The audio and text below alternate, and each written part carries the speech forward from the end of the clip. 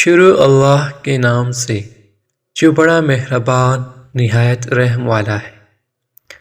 آپ صلی اللہ علیہ وسلم کی پیدائش سے پہلے بی بی آمنہ نے ایک نور دیکھا تھا جو مشرق سے مغرب تک پھیل گیا تھا اور جس سے زمین و آسمان اجاگر ہو گئے تھے۔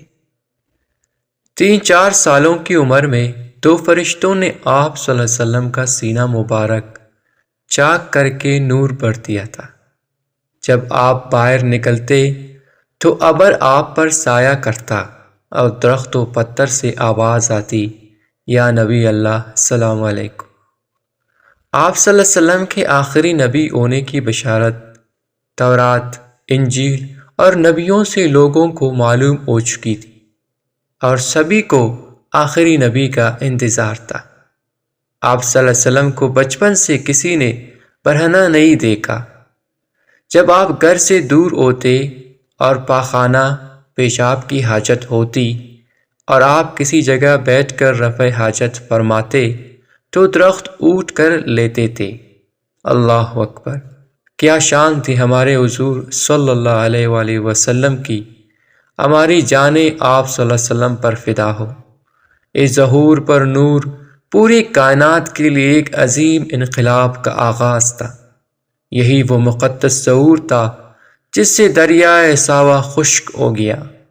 یہی مقدس ظہور تھا جس کے باعث فارس کا 1000 سال سے جلنے والا آتش خدا بجھ گیا۔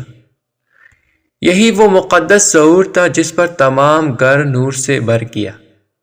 آسمان کے تارے جھک گئے۔ فاطمہ بنت عبداللہ کو گمان ہوا کہ یہ ستارے مجھ پر گر نہ جائے۔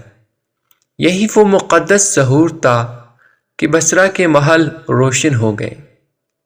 فاطمہ بنت عبداللہ فرماتی ہے کہ میں آن حضرت صلی اللہ علیہ وسلم کی ولادت کے وقت آمنہ کے پاس موجود تھی تو اس وقت یہ دیکھا کہ تمام گھر نور سے بھر گیا اور دیکھا کہ آسمان کے ستارے چکے آتے ہیں، یہاں تک کہ مجھ کو ایک گمان ہوا کہ یہ ستارے مجھ پر آ گریں گے۔